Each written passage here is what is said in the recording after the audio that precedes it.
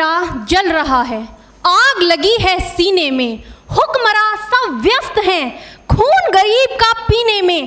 तो राम मंदिर या बाबरी का पक्ष नहीं मैं लाई हूँ, घायल भारत चीख रहा है, चीख सुनाने आई हूँ। परम आदरणीय सभापति महोदय, मंचासीन निर्णायक मंडल समिति एवं उपस्थित मेरे प्यारे साथियों, मैं आरक्षी खुशबू चौहान केंद्रीय रिजर्व पुलिस बल आज सदन की राय से असहमत होते हुए वक्ता विपक्ष में अपने विचार प्रस्तुत करूंगी। महोदय, दर्द हद से तब गुजरने लगता है जब मेरी आंखों के सामने ताज, पुलवामा, छत्तीसगढ़ में शहीद हुए जवानों के शत विशत अधजले शरीर के टुकड़े, रेत के टीलों से ऊपर जाती लाशों के ढेर और कश्मीर की खून से सनी लाल रंग की सड़कों के दृश्य सामने आते हैं। उस पर मेरे प्रतिपक्षी महोदय का कहना ये कि मानवाधिकारों की अनुपालना करते हुए देश से उग्रवाद और आतंकवाद को समाप्त किया जा सकता है। महोदय, अब तो हमारा तिरंगा झंडा भी हमसे ये पूछने लगा है कि क्या बात है भारत, आजकल फहराने से ज्यादा मैं कफन में दफनाने के क्यों काम आ रहा हूँ। महोदय, हृदय तो उस दिन फट गया जब बूढ़ी माँ अपने बेटे के चिथड़ों को देखकर बोली कि साहब, आप तो भर्ती में 1 इंच भी कम नहीं लेते, मैं आधा शरीर कैसे ले लूं।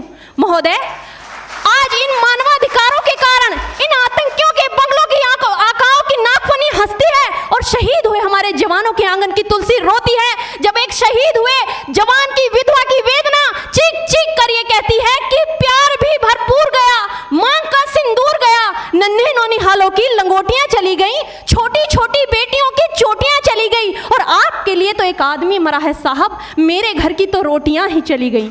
महोदय, किसी भी युद्ध को जीतने के लिए पहल करना सबसे ज्यादा आवश्यक है, क्योंकि इतिहास गवाह है कि पहल करके बड़े बड़े युद्धों के परिणाम बदल दिए गए हैं। परंतु आज मानवाधिकारों के कारण हमारे देश के जवान इस कदर बंधे हुए हैं कि अपनी ड्यूटी पर खड़े होकर भी वो आज पहल करने से डरते हैं, क्योंकि महोदय भविष्य में उन्हें कटघरे में खड़े होने का डर सता रहा होता है।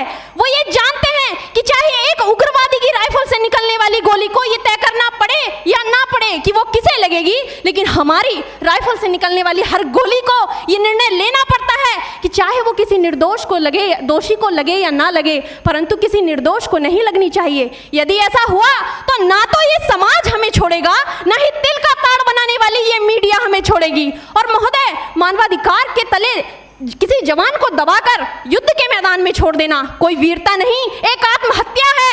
क्योंकि महोदय, फूल को श्रृंगार दो ये मुमकिन नहीं और एक वीर को झनकार दो ये मुमकिन नहीं। जो हाथ बांध दे सेना के, ऐसे मानवाधिकार का पालन संभव नहीं। महोदय, आज सत्यनिष्ठा के मार्ग पर चलते हुए भी हमारे देश का जवान इन आतंकवादियों, इन पत्थरबाजों से डरता है, क्योंकि वो जानता है कि उसकी राइफल से निकलने वाली गोली अगर टारगेट को हिट नहीं भी करेगी तो भी 400 मीटर तक जाएगी, और यदि इस बीच वो किसी निर्दोष को लग गई तो महोदय हमें अपनी नौकरी से हाथ तक धोना पड़ सकता है। और महोदय, अपनी नौकरी को बचाने की खातिर एक जवान आज ये सोचता है कि चाहे सांप मरे या ना मरे, परंतु लाठी नहीं टूटनी चाहिए, क्योंकि आज हमारे देश के हालात कुछ ऐसे हो गए हैं कि चिरागों को हवाओं में उछाला जा रहा है, हवाओं पर भी रोब डाला जा रहा है। अरे हम ही तो बुनियाद है आंतरिक सुरक्षा की, और आज हमें ही नौकरी से निकाला जा रहा है। महोदय, जब पुलवामा में 44 जवान शहीद हुए, छत्तीसगढ़ में 76 जवान शहीद हुए, तो कोई भी मानवाधिकार की दुहाई देने वाला हमारे पक्ष में आकर खड़ा नहीं हुआ।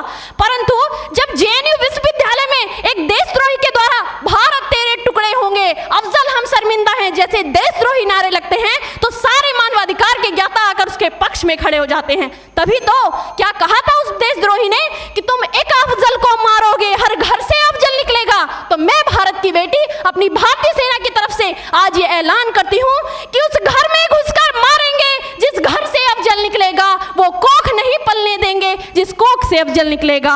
उठो देश के वीर जवानों, तुम सिंह बनकर दहाड़ दो और एक तिरंगा झंडा उस कन्हैया के सीने में गाड़ दो।